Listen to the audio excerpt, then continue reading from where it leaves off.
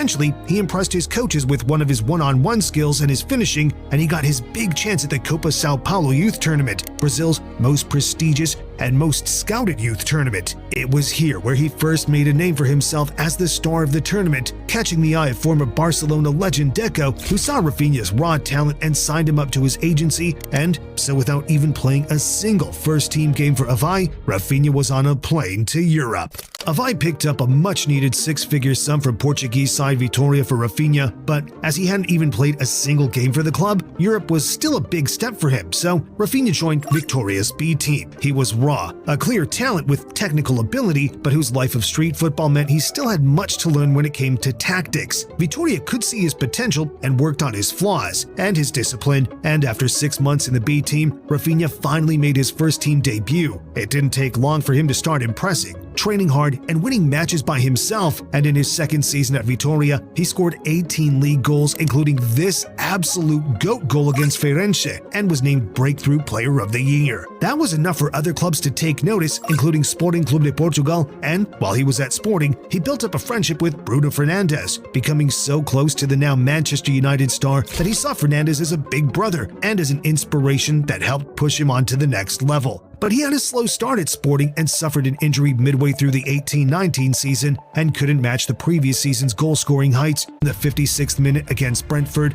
Rafinha won a penalty which he took himself with the entire weight of the club on his shoulders. And by that point, the national team had taken interest in him, but not the Brazilian national team, as through his father, Rafinha qualified for the Italy national team. And ahead of Euro 2020, Roberto Mancini tried to steal him away from Brazil and even asked Jorginho to try to persuade him. Rafinha even applied for an Italian passport, but it didn't arrive in time, so he didn't join up with Italy for the tournament. Later that summer, Rafinha finally got a call-up for the Brazilian national team and made his full debut in October 2021. And what a debut it was, as he won a penalty and got 2 assists, with Brazil beating Venezuela a few days later. He scored twice in a 4-1 win against Uruguay. And in the 21-22 season, Rafinha was really going to find his shooting boots as he netted his first goal in the second game of the season against Everton and added 2 more in September. But Leeds were struggling in the league, and despite finishing 9th the season before, they were now in a relegation battle. So, even though Rafinha scored 5 goals and got 1 assist in an 8-game run before Christmas, he couldn't do anything about Leeds' leaky defense, as the Bielsa ball tactics that had stormed the Premier League the previous season had been worked out by most clubs. Leeds' gung-ho tactics